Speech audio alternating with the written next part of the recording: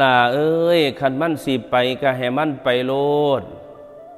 บ่ต้องจองบ่ต้องดึงใบดอกแม่นเจ้าดึงใบแม่นเจ้าลังใบจังใดเขาก็บ่อยู่คือเก่าคนนั้นเขาบ่ฮักเฮาแล้วแม่นดึงไว้ก็บ่อยู่ถ้าเขาฮักเฮาจริงเขารักเฮาจริงเขาเลี้ยงตนเขาสงสารเขาอยากเอาเฮาเป็นครูเป็นฟังเป็นฝาอีหลีเขาบ่ทิ้งเขาบ่หนีไปดอกอีกอย่างหนึ่งนั่น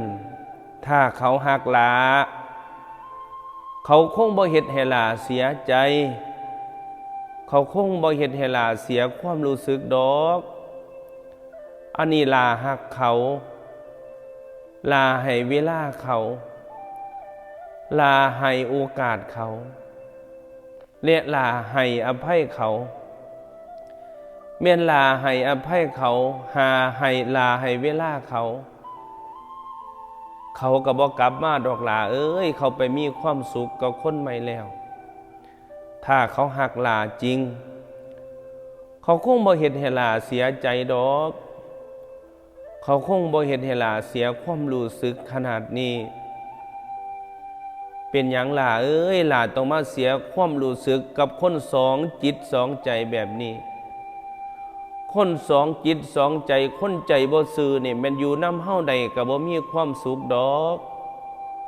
มื้อนี้เขายังกล้าทิ้งเฮาเลยถ้าเขาบ่ทิ้งเฮามื้อนี้มื้อหลังเขาก็ทิ้งเฮาคือเก่าเพราะว่าเขาบ่มีใจให้เฮาแล้วเพราะฉะนั้นแล้วอย่าไปเสียใจอย่าไปเสียความรู้สึกกับคนนี้เลยคนนี้เขาบ่ได้ดีน้ำลาแล้วบ่จังสั่นเขาบ่เฮ็ดให้ลาเจ็บดอกเขาบ่เฮ็ดให้ลาทรมานดอกเขาบ่เฮ็ดให้ลาเสียความรู้สึกคิดใหม่ทำใหม่ปล่อยมันไปเด้อลาเด้อ